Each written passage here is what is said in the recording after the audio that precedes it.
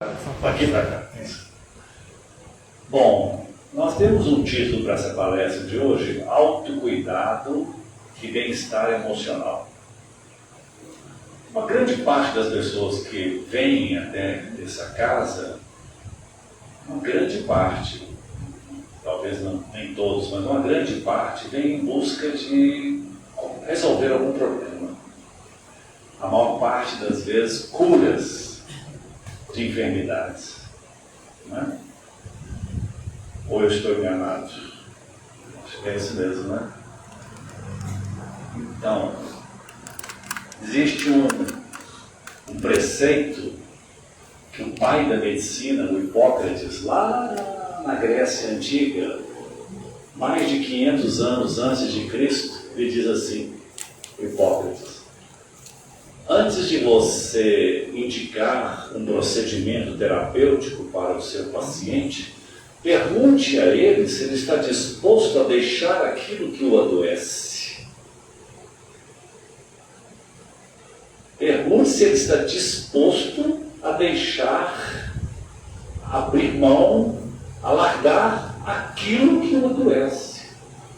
Como assim? O que me adoece é uma bactéria. O que me adoece é um verme. Como é que eu vou... Calma. As bactérias, os vírus, todos esses germes que estão aí, eles necessariamente não implicam, quando eles estão no nosso corpo, que o nosso corpo vai adoecer. Para isso é preciso que haja uma parceria, ou vamos dizer, a gente fala assim, uma fragilidade corporal, fisiológica.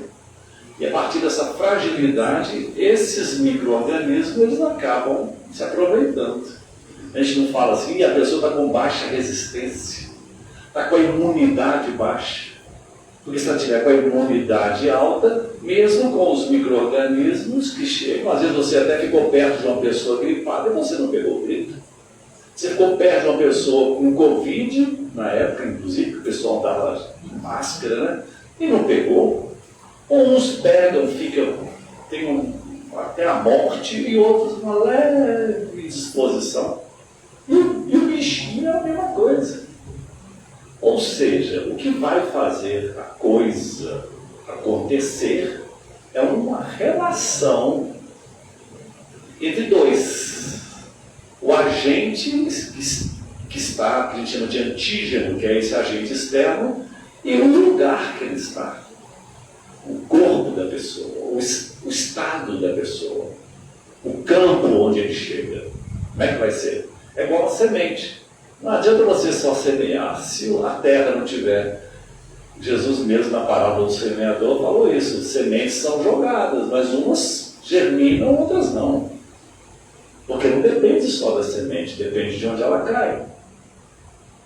E aí, eu estava lendo algumas frases aqui dessa casa, o próprio Bezerra de Menezes, que era um médico, né? Ele despertou para isso. Ele entendeu que a coisa não é só física, material.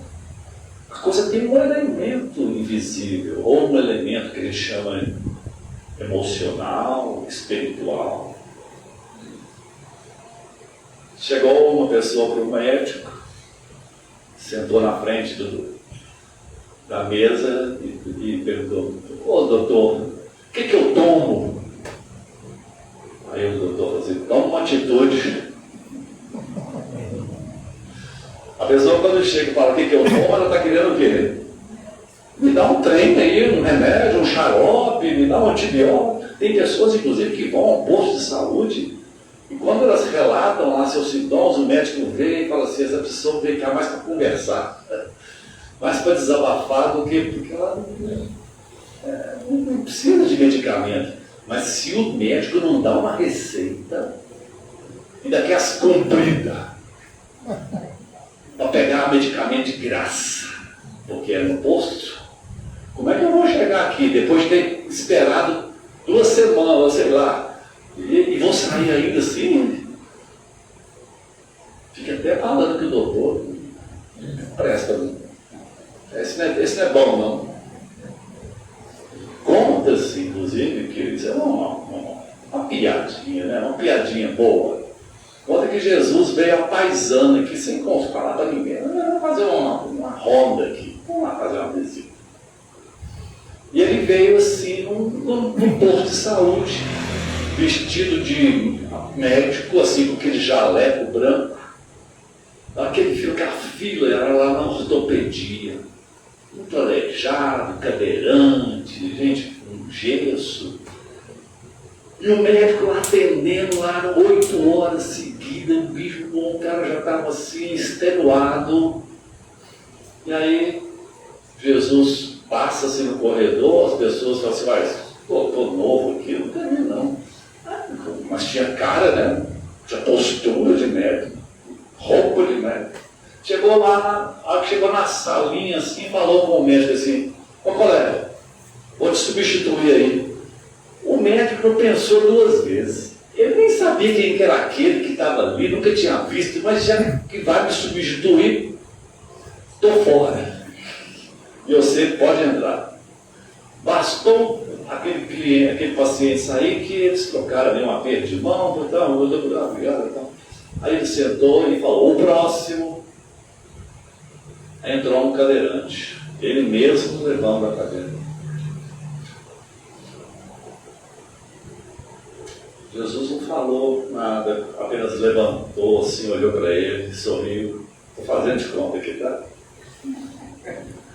Sorriu, olhou no fundo dos olhos daquela pessoa e viu o ser que estava ali, não o doente.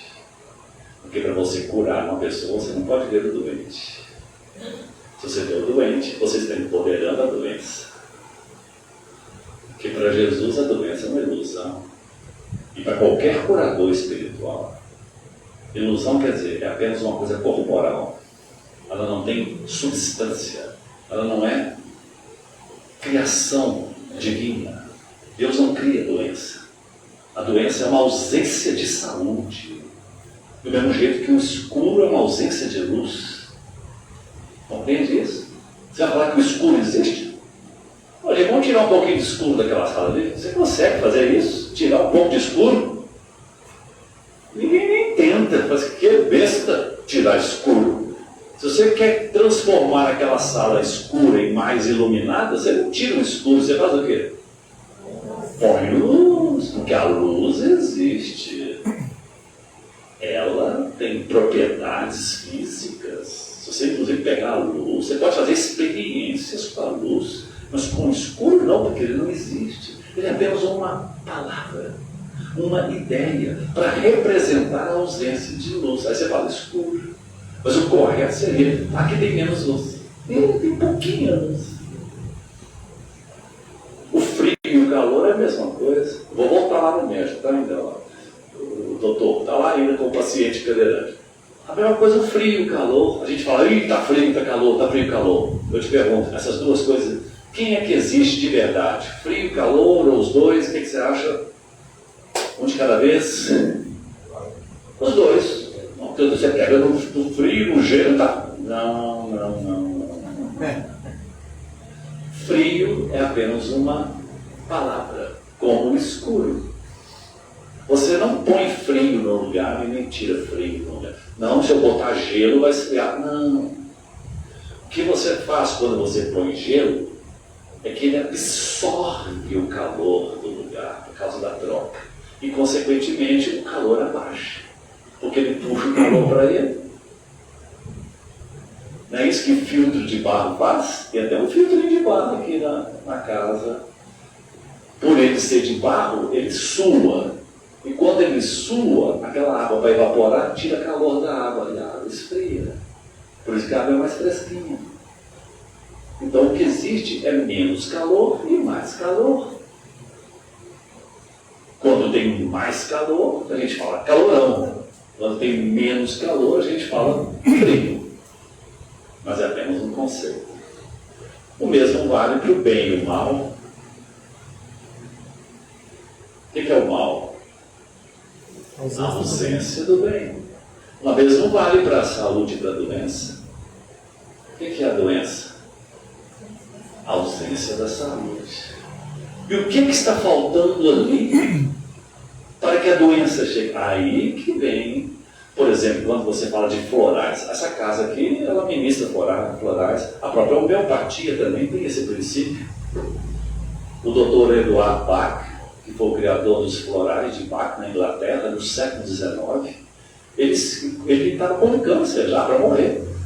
E a medicina tradicional não tinha nenhum recurso para isso. Aí ele foi para o meio do mato, no meio da floresta, e ele teve lá uma inspiração de que as flores, elas têm certas características, vamos dizer, certas personalidades, flores mais que ficam à beira do abismo, flores que estão mais que nascem na pedra, flores assim, no meio, e assim, vários tipos de flores. Ele entendeu que elas tinham características que nós poderíamos capturar delas. Igual quando você quer a visão de uma águia, a força, a coragem de um leão, sei lá. Aí os indígenas têm muito essa relação, né? Eles até se vestem daquela roupagem do animal para pegar a característica, para se imbuir daquela atitude de força ou de sabedoria. A sabedoria tem a ver com a coruja, por exemplo. Tanto é que ela é o símbolo dos professores, né? Bom, o Eduard Bach então intuiu que aquelas flores tinham características e que se você colocasse elas numa água, no sol, aquela água ficaria como se fosse fluidificada com a característica daquela flor. Depois que você bebesse, você teria uma espécie assim de uma ajuda, um suporte daquilo que está lhe faltando.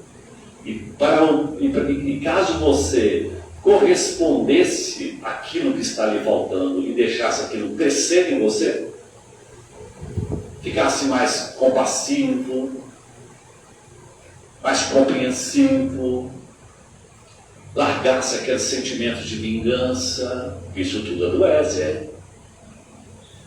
Porque onde houver ódio, que eu leve o amor, onde houver ofensa, que eu leve o perdão, onde houver discórdia, que eu leve a união. Olha aí a cura acontecendo. Olha o médico dando a receita aí, ó, o médico espiritual. A oração de São Francisco não é só uma oração, ela é um método de cura. Porque onde está faltando uma coisa, você não vai lá, não é para tirar aquela coisa, você vai pôr o que está faltando. Onde houver trevas, que eu leve a luz.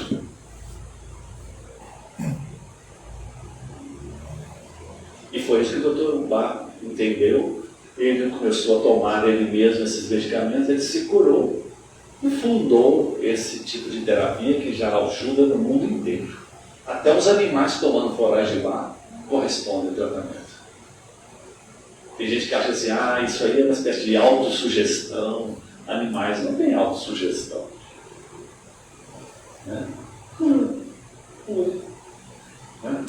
Bom, voltando lá ao doutor, com o paciente, ele olhando para aquele sujeito, ele só colocou a mão na testa dele e falou assim, levanta e anda. Ele sentiu uma força nas pernas, uma coisa assim, e levantou. Aí, olhou para o médico, não acreditando naquilo, pegou a cadeira dele e começou a ele mesmo empurrar para sair. E a hora que ele sai, não falou nada, não. Na hora que sai na porta, o primeiro que estava na fila perguntou, e aí, como é que é esse doutor novo? Sabe o que respondeu? Está igualzinho os outros, nem tirou pressão.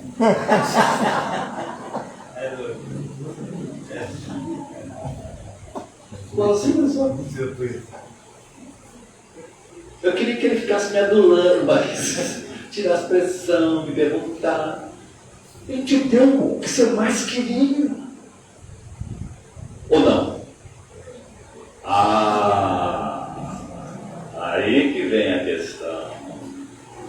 Será que todas as pessoas doentes gostariam de ficar livres da doença dela? Você tem certeza disso? Você acha que toda pessoa, vamos dar um exemplo, um diabético quer ficar livre se inventasse um comprimido? Chegou agora o último, saiu até no Fantástico. descoberta da medicina, basta um comprimido, a sua diabetes zera. E ele é baratinho, viu? Né, cara? Não é uma coisa assim sensacional. Você acha que vão fazer filas assim, tudo mais? Muita gente vai adiar. Vai falar assim, não, isso aí não vai. Ah, isso é coisa. Ah, vai lá, mãe, vai lá. Não, depois. Por quê? Porque ela já se identifica com a doença, faz parte dela. Ela tem as amigas diabéticas, o clube dos diabéticos, o meu médico que cuida da minha diabetes, a minha rotina da diabetes. Eu posso estar exagerando aqui, gente, só para poder, não estou dizendo que isso vai acontecer com você ou com outra coisa, não. Mas muitas pessoas têm um pacto com a doença dela, porque a doença dela lhe dá ganhos outros, de atenção, de outras coisas. Criança, inclusive, faz muito isso, não é? Adoece porque, pelo menos assim, vão me pegar no colo agora. Pelo menos assim, mamãe agora não vai trabalhar hoje não, para ficar comigo. Não é assim? Porque só quando eu estou doente que ela fica comigo. Isso são mecanismos que a mente desenvolve para fazer isso. Então, voltamos à pergunta original. Você realmente quer curar? Você está disposto a abrir mão daquilo que lhe adoece? Para isso, você tem que ter uma consciência diferente desse lugar comum, de que a doença que te pega, a doença que te... e você é uma vítima dela. Ora, gente, claro que ninguém escolheu ficar doente, ninguém fala assim, eu precisava ficar doente também. Não é assim. Mas, aqui foi falado na hora, inclusive, uma hora a conta chega, principalmente de certos procedimentos, de certos sentimentos que a gente vai cultivando dentro de nós. Se você vai cultivando uma raiva todo mundo tem, gente, todo mundo tem. Você acha que Jesus nunca teve raiva? Eu acho que teve. E não foi uma ou duas vezes, não. Bom, tem uma que é famosa, raiva daqueles cambistas lá no tempo. Chegou até a pegar um chicote. Você acha que foi mansamente que ele fez isso assim? Nada, chegou virando as mesas, vermelho de raiva, vermelhou. Raiva desse povo, estourando os outros aí. Os mais pobres principalmente. Os cambistas, porque eles tinham que trocar os dinheiros de gente que vinha de outros lugares com outras moedas para poder essas pessoas comprarem os animais para poder sacrificar no templo. Como se Deus quisesse sacrifício. Jesus veio para poder mudar isso. Olha, Deus, o Pai não quer sacrifício, Ele quer misericórdia. Não é sacrifício. Você não precisa sofrer. Você não precisa te penar. Não é o seu sofrimento que vai garantir um lugar no céu. Tem muita gente que acha, viu? A gente coloca isso até no linguajar popular. Essa vai para o céu, viu? Sofreu demais. Coitada. Coitada. Essa vai para o céu. A gente que acha que o sofrimento é o ingresso para o céu. Eu pessoalmente não apostaria nessa ficha, não. A gente acha que o sofrimento está me fazendo a remissão dos meus pecados. Você não precisa sofrer para redimir seus pecados. Basta que você se sinta perdoado e se perdoe. E sabe o que é uma das primeiras lições para alguém saber que ela se perdoou mesmo? O sintoma do auto-perdão. O que você acha? Eu me perdoei de verdade. Ah, é? Então vamos conferir. E a conferência seria em que sentido?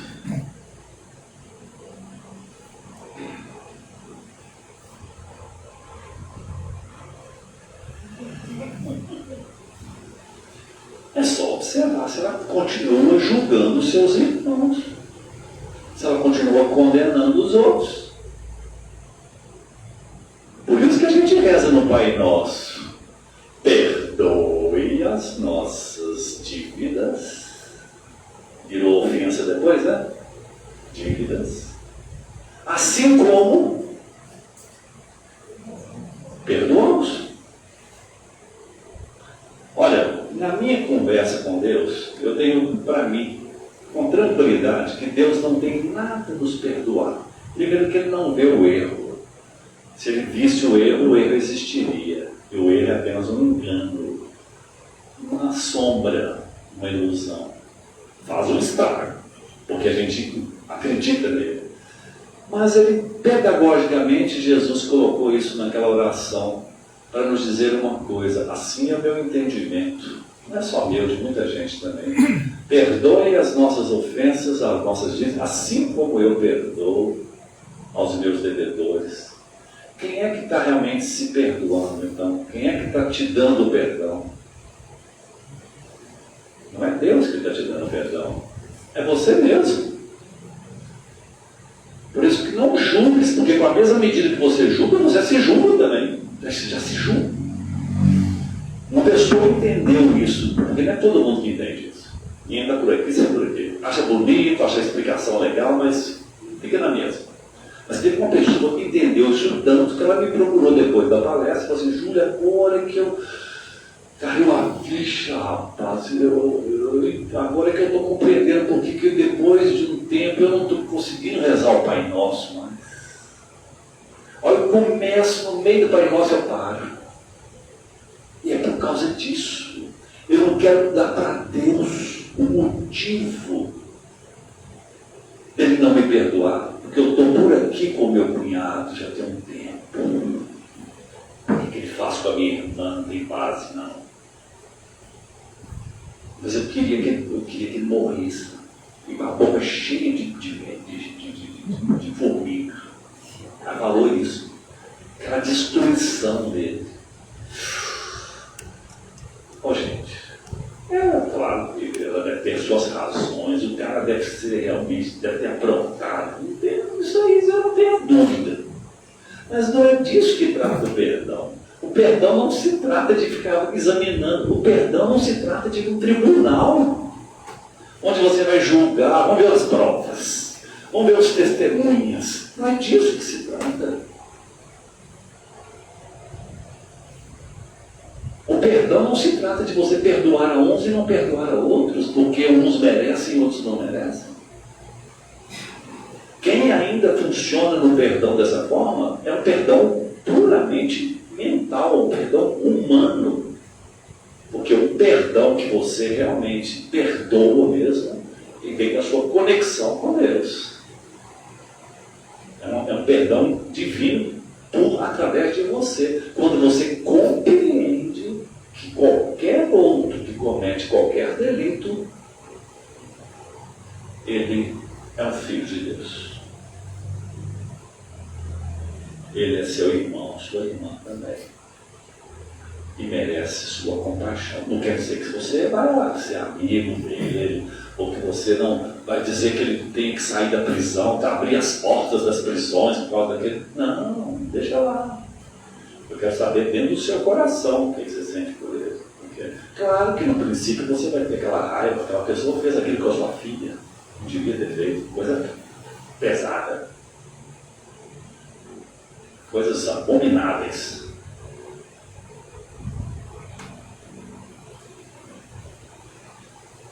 Mas se você não der um tratamento a isso, você tem dentro de você um ponto escuro. Porque não perdoar o outro é igual você tomar veneno e querer que o outro morra. Porque o veneno da mágoa está dentro de você, não é nele. O perdão, você perdoa, é para você se libertar. O outro, às vezes, não precisa nem saber que você perdoou. Você perdoa no coração. E perdoar o outro significa como... Veja um exemplo que a gente conhece, o exemplo de Jesus. Vou dar outros também. Pai, os caras lá que espetaram ele na cruz. Perdoar eles, porque eles não sabem o que fazem. É claro que ele está dizendo que eu os perdoo. Eu estou perdoando. Eles não sabem o que fazem. vão na ignorância, eles não sabem. Tem um vídeo que passa na internet aí, eu tenho esse vídeo comigo, não aqui agora para passar para vocês, de um sujeito nos Estados Unidos que foi condenado à prisão perpétua por ter matado a mãe e uma filha. E a filha da mãe, as duas, matou. Não sei como é que foi essa morte, mas o fato é que ele está na prisão. Sabe-se que ele passou a ser visitado por uma senhora mais velha. E essa senhora queria conversar com ele. Olhava para ele de um jeito diferente, de um jeito assim, não vendo aquela pessoa, o assassino, o delinquente, o que merece até morrer, pena de morte. Ela não olhava para ele, ela sabia o que ele tinha feito. Ela sabia muito bem. Depois do terceiro, do quarto encontro, ela se revelou para aquele homem. Sabe quem que ela era? A avó. Mãe da mãe, vó da neta, as duas que morreram. E ela disse assim, e esse homem falando, ele disse que ele conheceu o amor através da violência. O pai dele lhe batia com o arame farpado e dizia para ele assim, dói mais em mim do que em você. Dói mais em mim do que em você. E ele entendeu essa atitude, eu te amo. O pai falava, eu te amo, e castigava daquele jeito mesmo. Então ele entendeu que as pessoas, para mostrar o tanto que elas te amam, eu teria que infligir nelas um sofrimento para perceber o tanto que elas suportam sofrer por minha causa. Olha o que está na cabeça dessa pessoa, pela experiência de vida dele. Perdoarem porque eles não sabem o que fazem. Olha, gente, você vai dizer assim, não, isso aí é demais, aí não dá para mim não. Eu sei que é difícil. Para ela deve ter sido muito difícil, mas ela teve que passar. Eu preciso de ver de um modo diferente isso. Eu não posso continuar vendo do mesmo jeito, com esses olhos da carne, com esse pensamento apenas normal. Eu preciso elevar o pensamento, porque senão isso vai me fazer mal. O fato é que nessa relação, esse homem disse que ele agora se sente amado de uma outra forma. E ele começa a chorar no vídeo, inclusive, dizendo que como que essa mulher, que tinha todos os motivos para odiá-lo, não fez isso. Porque ela não buscou motivos para isso, ela virou a ficha dela. Pessoal, isso que é uma mudança. Isso é que é virar a ficha. Isso é que é o que o Hipócrates diz assim, antes que você dê qualquer procedimento, qualquer terapia para o seu paciente, pergunte a ele se ele está disposto a largar aquilo que o adoece. E muitas vezes está disposto a largar a mágoa, você está disposto a largar aquele julgamento que você tem sobre aquela pessoa, que você não abre mão, inclusive espalha para todo mundo que fulano é isso, é isso, é isso, é isso, é isso. Se fosse dono de jornal, colocaria até na manchete. Está disposto a largar a mão disso? E muitas coisas nesse sentido, né? Que a gente poderia fazer um exame, um escaneamento, para que a gente pudesse fazer esse trabalho interno com a gente, o que a gente chama de autocuidado. Autocuidado passa por vários aspectos. Deixa eu mostrar aqui para vocês alguns.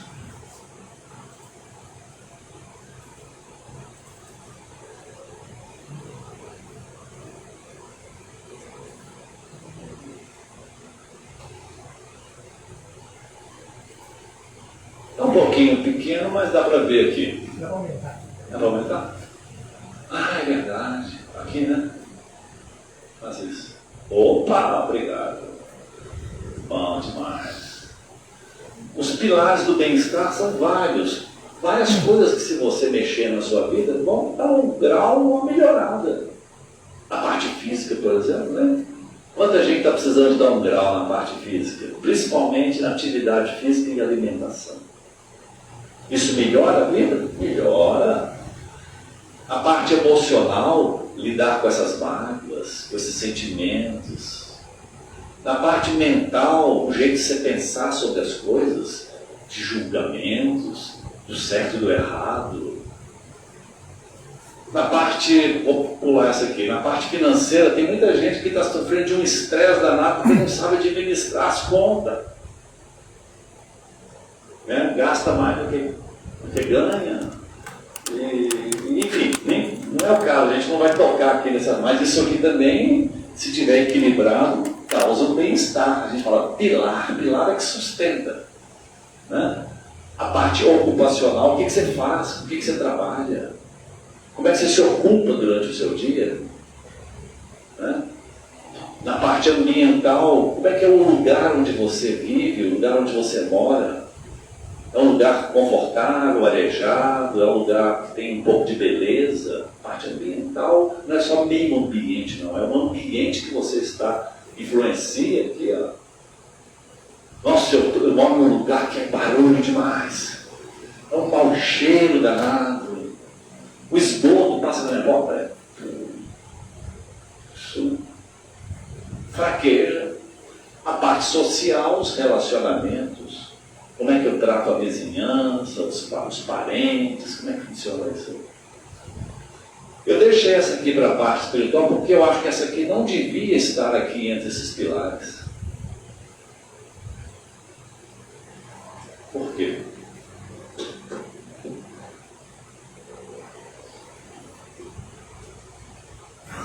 Colocou a parte espiritual como um dos 8 pilares.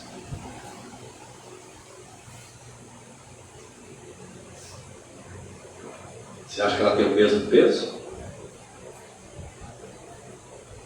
Eu tiraria essa parte espiritual aqui e colocaria ela aqui dentro. Ou seja, quando você cuida da sua parte espiritual, influencia nas outras. Você passa.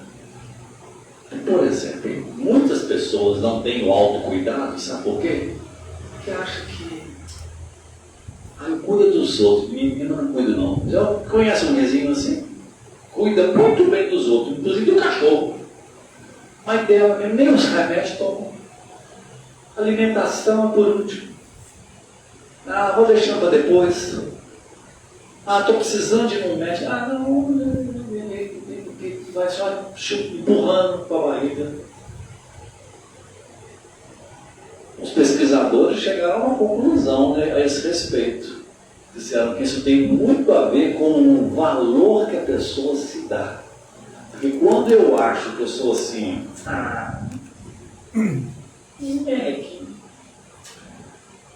eu sou tão...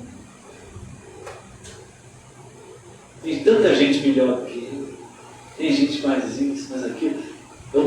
A pessoa se acha menos valorosa. A gente chama isso de autoestima baixa.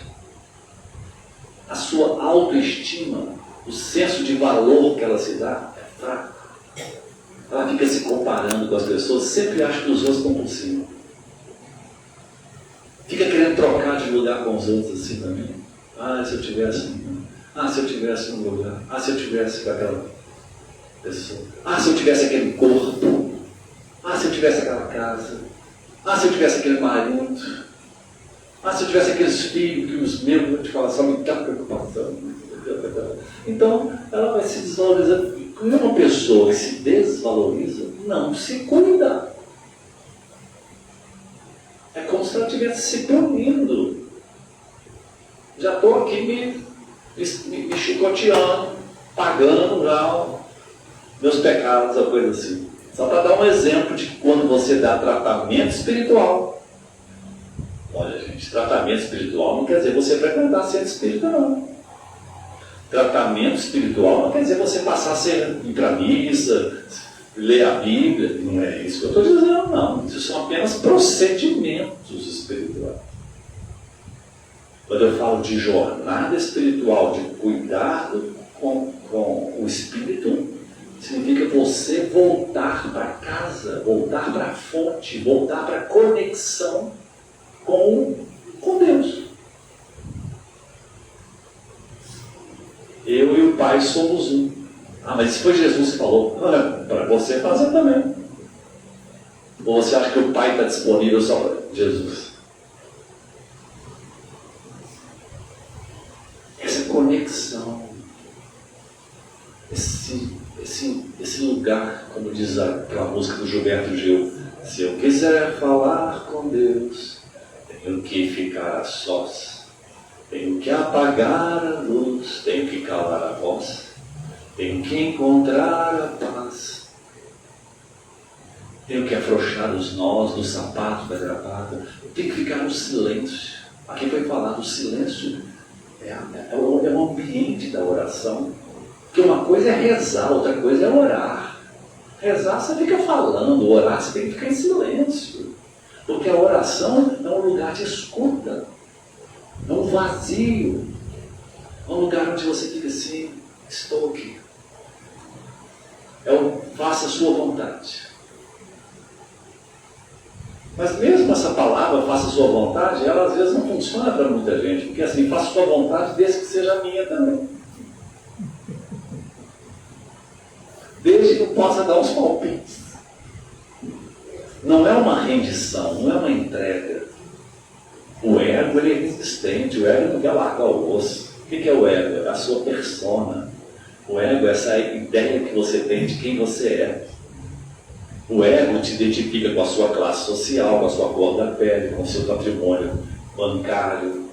Isso que o ego faz. O ego é que chama uns de doutor e os outros de peão. O ego é que fala que uns são santos e outros são pecadores.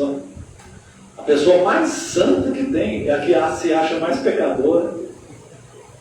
Porque ele percebe assim, gente, eu não sou por mim, não sou nada. Eu estou na dependência de Deus. Então, dar tratamento espiritual significa você buscar esse poder que tem em você, que é dado do alto. Mas isso foi uma das coisas que as religiões mais fizeram, tirar esse poder das pessoas, para que elas pudessem contar com algo lá de fora, até com Deus lá fora. Aí as pessoas começam a fazer pedidos para Deus, promessa para Deus. Eu sei que isso é muito comum, não estou criticando, só apenas estou dizendo que essa pessoa ainda precisa de caminhar mais um caminho. Porque ela ainda está terceirizando o seu poder. Quando Jesus fala, a tua fé te curou, ele não estava fazendo uma coisa poética, não, ele estava falando a verdade. Foi você que te curou, foi você.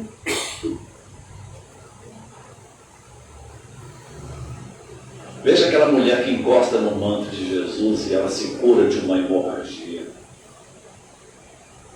Aquilo para mim é muito simbólico. Pai faz todo o esforço que ela tem que fazer, vencer inclusive a vergonha. Pessoal, uma mulher hemorroida, de hemorroida, né? Hemorroida é outra coisa. Que tinha essas hemorragias. Tem um nome para isso aí que eu esqueci. Hemorroidise. Uma coisa assim. Hemorroide. E o medo das pessoas verem, porque se visse uma mulher sangrando ali, elas iam apedrejar essa mulher, porque ela é impura, o judeu. E ela venceu isso tudo para encostar no manto de Jesus. Encostar no Jesus. E ele parou. Opa! Quem me tocou? Eu senti que saiu de mim uma força. Eu senti que alguém se conectou. Porque se Jesus é conectado ao Pai em perfeição, quem se conecta nele também recebe a mesma força. E ele quer que cada um faça isso de nós. Seja uma antena. Não para ficar fazendo os milagres que Jesus fez, não é essa a vocação de todo mundo. Apesar de algumas pessoas fazerem. Fazerem assim, são intermediários, são porta-vozes, vamos dizer assim. Mas que aonde você chegue, você traga a luz que você tem dentro de você. Porque cada um de nós tem o que? Um propósito divino. E esse propósito divino, ele é poderoso. poderoso no sentido de você ter um poder dentro de você que lhe é dado do alto. Mas para isso você tem que se conectar com aquela mulher. Aquela mulher colocou a mão de Jesus. Você não tem aqui Jesus passando para você colocar a mão fisicamente. Mas você entra em outra conexão. Há um tempo atrás, descobriram lá na Indonésia um Buda.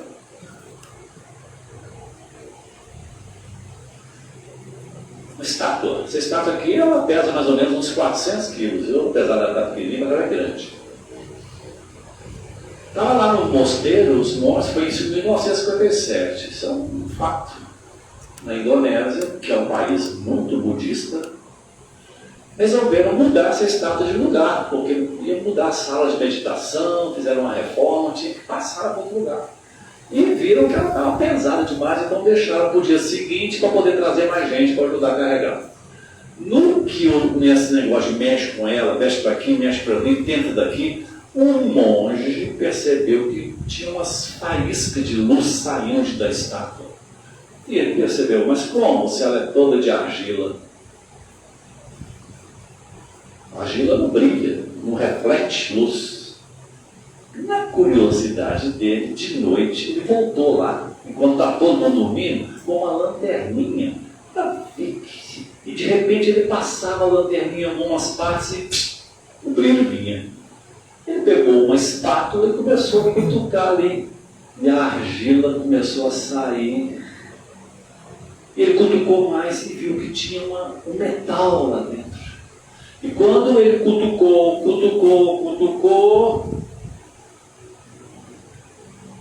o Buda era de ouro. Tinha um Buda dourado, de ouro maciço. Aí o que foram pesquisar, que há 200 anos atrás, nesse mesmo mosteiro, o exército birmanês iria invadir o mosteiro. E eles eram de outra religião, acho que é islâmica, uma coisa assim. Então eles chegam e destroem, ou então saqueiam os tesouros. Para não levar o Buda de ouro, que seria o primeiro a ser levado, cobriram ele de argila. Para despistar. E assim ninguém queria levar uma estátua de 500 quilos de argila. Não vai nada. Ainda mais de Buda, que não é nada a ver com a minha religião.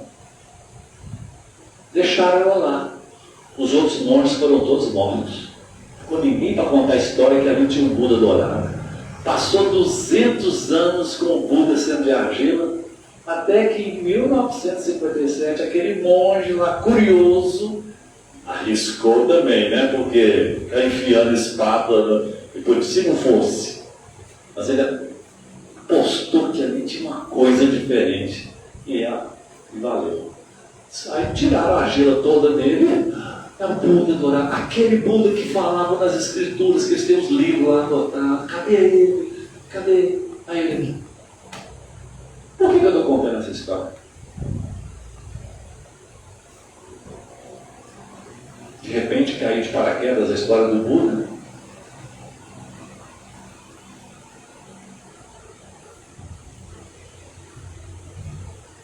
Isso mesmo que você está pensando. Fala. Pode falar.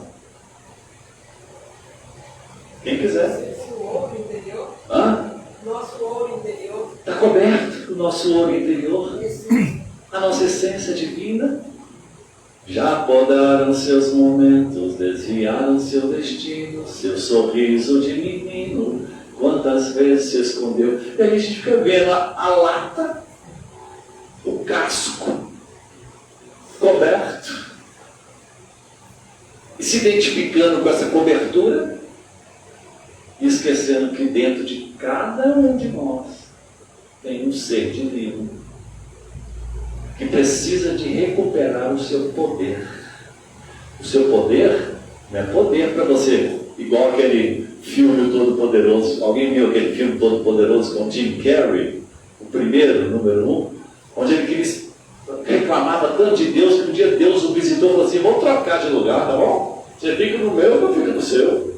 Toma meus poderes aqui. Você só não pode fazer uma coisa: interferir no livre-arbítrio das pessoas só. Você vai fazer. Mas ele fez garça, chegou até a puxar a lua para levar perto da terra. Você tem uma ideia? Tão poderoso que ele era. Claro que com isso ele desestabilizou as marés. Ele fez uma bagunça que no fim das contas ele não aguentava mais aquele poder todo na mão de alguém que estava querendo se servir do poder para ele mesmo. Porque todo poder verdadeiro que lhe é dado é para quê? Para você servir o outro, para você amar, para você brilhar. Essa é a função do poder, que Jesus veio aqui, inclusive, para demonstrar, quando ele pega a bacia, lava os pés dos apóstolos e fala: vão e façam isso com os outros, porque o maior é aquele que serve. Porque Pedro não ficou satisfeito, falou assim: não, o Senhor é o maior, então eu que tenho que lavar os seus pés. Aí Jesus disse: então você não entendeu a minha mensagem. Porque o maior não é aquele que domina os outros, é aquele que serve, é o que apoia. E quem que é o maior? É aquele que sabe quem ele é. Maior não é aquele que tem mais dinheiro, maior não é aquele que tem mais tamanho, maior não é aquele que tem mais poder mundano. Maior é aquele que sabe quem ele é. E esse quem é você é o Buda dourado que tem dentro de cada um. E só por isso você é capaz de perdoar o seu irmão também, porque ele também tem, até aquele assassino da mãe e da filha, ele tem um Buda dourado dentro dele. Só que as pessoas só olham para o que ele fez, para a capa, que realmente foi um mal feito. Ninguém tem que concordar com isso. Perdoar alguém não é concordar com o que a pessoa fez. Longe disso. Perdoar é compreender que aquela pessoa fez aquilo por medo, por mal feito, por ignorância. E que todos nós estamos sujeitos também a fazer alguma coisa nesse sentido. Por isso que Jesus fala: atira a primeira pedra aquele que não tem pecado. Atire a primeira pedra aquele que é perfeito. O perfeito pode atirar. Ninguém atira pedra nenhuma. Você não julga porque você também não quer ser julgado. Ah, mas aquilo lá é pior do que o que eu fiz. Isso aí é só uma questão de tamanho, meu querido. Mas é falha do mesmo jeito.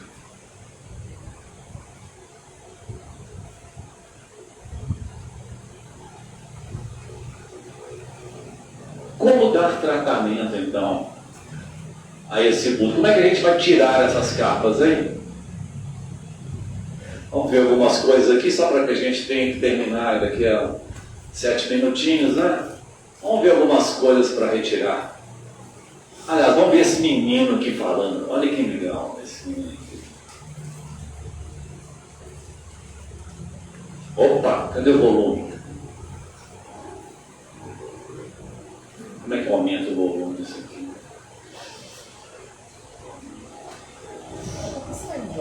Ela estava saindo, né? É.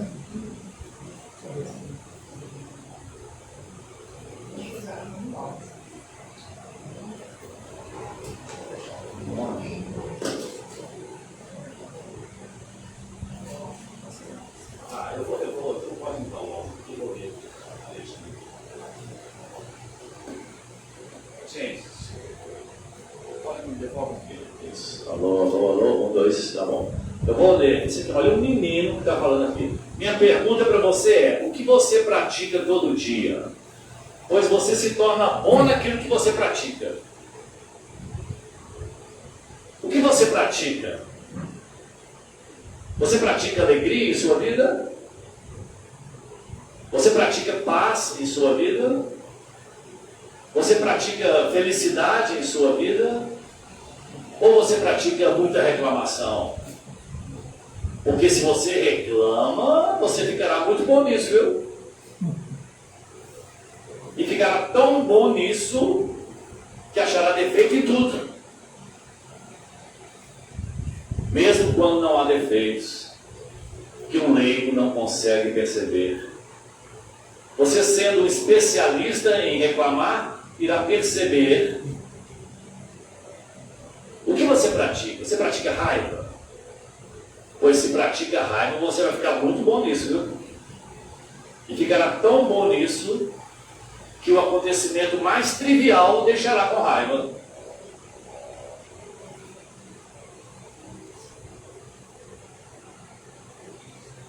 Como sentar no avião e ver que o assento da frente aparenta ser melhor do que o seu. Aí você fica com raiva. Tem motivo, né? E isso é muito injusto por parte da companhia. Fica com raiva. O que você pratica? Você pratica ficar preocupado? Você pratica isso muito? Pois você vai ficar bom nisso, viu? Se você pratica. Muito bom nisso. Ficará tão bom nisso que tudo te preocupará. Inclusive os problemas que você não tem. Problema dos outros. Então eu proponho, se tudo é uma questão de prática, eu proponho que você pratique a felicidade. Dá mais volume aqui. Assim, acho que abaixou o volume. 1, 2, ótimo.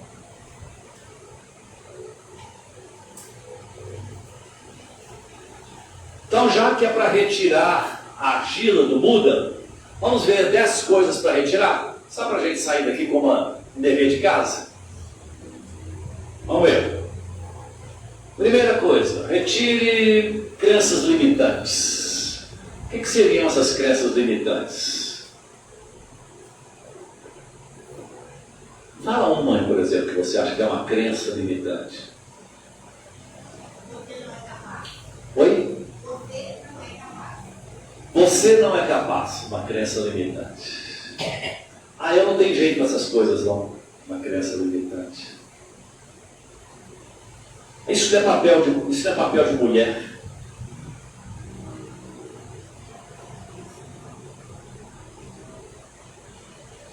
Homem não presta. Dinheiro é sujo. Sugiro que você tire essa primeira. Tira logo essa. Porque senão você vai ter muitos problemas. Rico não vai para o céu. Bom é ser pobre. Crenças limitantes. E assim vai. É só uma questão de investigar dentro da nossa. Umas crenças que a gente é apegado neles. Uma crença limitante. A filha mais nova tem que cuidar dos pais. Ah, mas tem mesmo, né, Júlio? Ah, você concorda com essa? Ou outra crença limitante. O que são crenças limitantes? São crenças que já surgiram e que serviram para uma época. Serviram para um momento. Até para um momento da sua vida. Mas não quer dizer que elas vão servir a vida toda. É igual aquela pessoa que para assar um lagarto, um lombo, ela cortava em 2, porque o forno era pequeno, ela tinha que assar de 2 vezes. Mas aí o forno da casa dela mudou, e ela continuou cortando o lombo em 2 pedaços, colocando um de cada vez. Alguém falou assim, mas o forno cabe ele inteiro. Eu disse, não, mas dá certo, é do jeito antigo, da minha avó.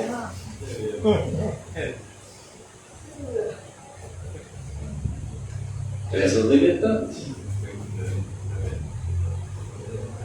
Outra crença limitante. Tem gente que mora no passado. E a pessoa que mora no passado, ela fica assim, se eu tivesse ficado com minha mãe, mas agora não tem mais jeito. Tem um que uma vez me procurou para contar uma história que ele sofreu um acidente de carro. E nesse acidente de carro, alguém morreu nesse acidente de carro. E ele fica o tempo todo assim, se eu tivesse virado o volante para o outro lado. Ele continua dirigindo até hoje aquele carro para ver se ele conserta aquele erro que aconteceu. Se eu tivesse estudado.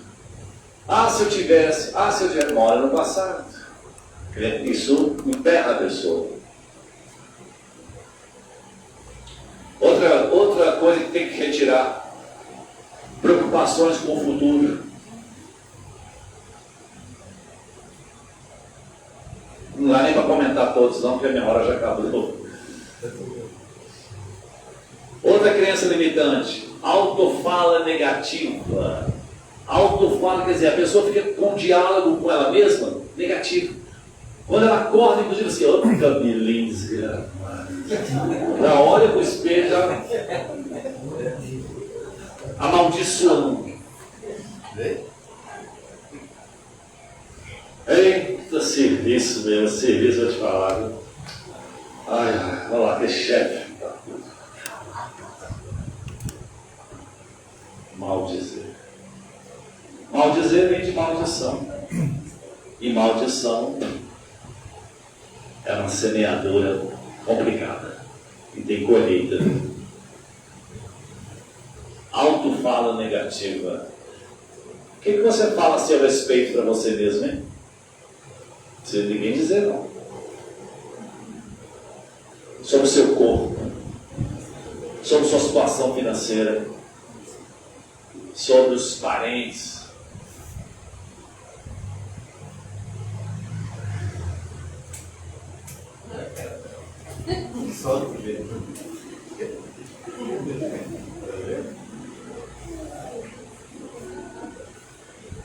Necessidade de impressionar os outros. Tem que retirar isso daí. Por quê? Porque o foco fica muito na aparência, na argila. Outro pode retirar reclamação. Reclamar 2 vezes, ou 3 vezes, ou 4 vezes. Reclamar de novo. Reclamar de novo. E clamar é um pedido. Tudo aquilo que você reclama é um pedido que você está fazendo. O quê? Ué. Você está clamando? Amém. Assim seja. Reclamar. Outra coisa para retirar. A necessidade de sempre estar certo. Conhece alguém assim? Não é o caso aqui de ninguém. Mas a pessoa tem sempre uma justificativa para o que faz. Nunca ela fala assim, é mesmo. Vou mudar de ideia. Você está certo. Inclusive em casamentos, em relação, quem você acha que está mais na posição eu estou certo? É o homem ou a mulher? Bem, claro que tem exceções, que tem gente de todo jeito. Mas o que a gente vê nos vídeos aí da internet soltando, é o cara que quando ele fala assim, minha mulher falou assim, meu bem, você está certo. Aí ele saiu para soltar foguete, saiu para... Porque era uma raridade ela dizer isso, como se ela desse a ele essa prerrogativa, ela estivesse dando poder para ele e enfraquecendo. Isso é uma luta da mulher, porque ela já acha que o homem tem tanto poder, que se ele não dou esse poder aí que ele vai ficar...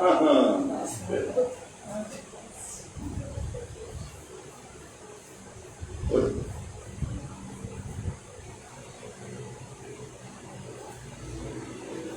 Outra coisa, tem que retirar, resistência à mudança. Tem um quadrinho que fala assim, uma pessoa no meio da multidão assim, quem quer a mudança? Todo mundo levando a mão. Quem quer mudar? Ele quer a mudança, mas não quer mudar. Então se ele quer a mudança e não quer mudar, ele quer a mudança de quem? Do outro. O outro que mude. O outro é que ele se vire para eu melhorar para o meu lado.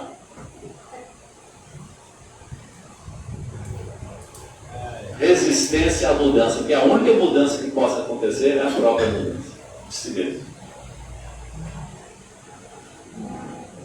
Outra, culpar os outros, isso também tem que retirar.